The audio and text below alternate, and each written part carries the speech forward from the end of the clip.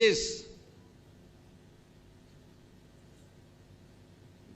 भारत और भारतीयता की विस्मृति के दौर से गुजर रहा था, गुलामी की कालखंड से गुजर रहा था, तब शिकागो की धर्म सभा में इसी परंपरा में पैदा हुआ एक सन्यासी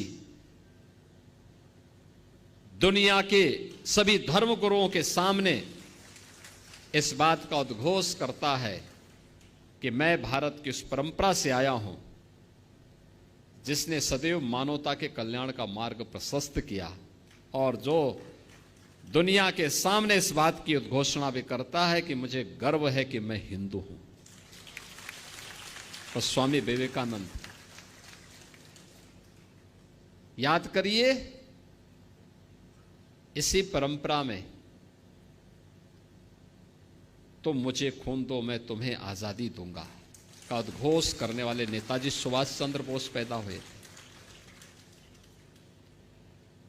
यानी कलम का ही नहीं, तलवार की भी पूजा की है, और दोनों के समन्वय से ही समाज और राष्ट्र की व्यवस्था चलती है। याद करिए,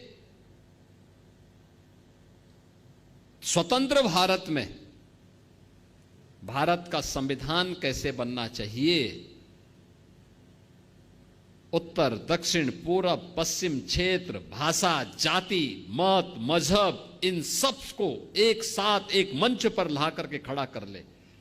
कोई नाम, तो नाम आया डॉक्टर राजेंद्र प्रसाद जी का।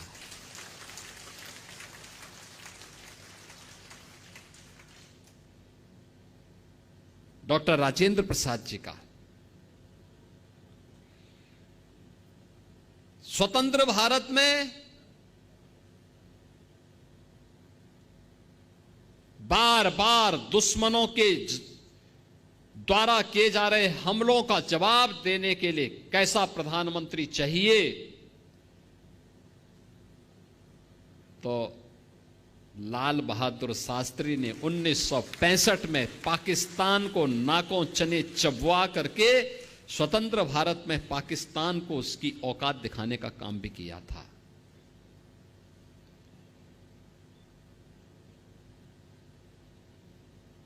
कौन कहता है कि कायस्थ समाज केवल अपने कारोबार तक ही सीमित है, केवल कलम तक ही सीमित है? 1975 में जब लोकतंत्र का गला घोंटने का काम किया था, तब जयप्रकाश नारायण जी आगे आए थे, क्रांति का संघनाद उन्होंने किया था। और जब लोग ये बोलते थे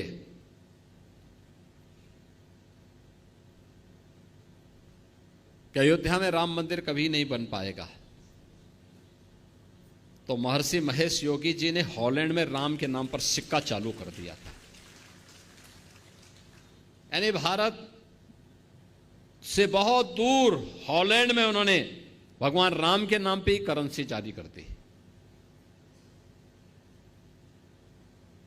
यानी एक ऐसी परंपरा, अगर आप हिंदी साहित्य में जाएंगे, उपन्यास की विशिष्ट शैली जो भारत की उस समय की ग्रामीण पृष्ठभूमि को प्रस्तुत करता है। मुंशी प्रेमचंद इसी गोरखपुर की धरती पर उन्होंने अपना उपन्यास यहां रचने का काम किया था। कौन से ऐसा क्षेत्र है, एक लंबी फेरस्त है। मैं जब अंदर इंटर कर रहा था तो मैं देख रहा था उन सभी महापुरुषों के चित्र लगे हुए थे,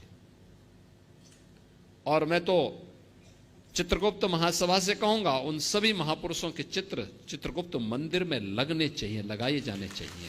आपको बता दें कि गोरखपुर में पहुंचे सीएम योगी आदित्यनाथ ने इस कार्यक्रम को लेकर अपने सोशल मीडिया प्लेटफॉर्म एक्स पर पोस्ट भी किया। उन्होंने एक्स पर यहां की तस्वीरें पोस्ट करते हुए लिखा कि जनपद गोरखपुर में आज श्री चित्रगुप्त मंदिर सभा के नवनिर्वाचित पदाधिकारियों एवं कार्यकारिणी सदस्यों के शपथ ग्रहण समारोह में सम्मिलित हुआ।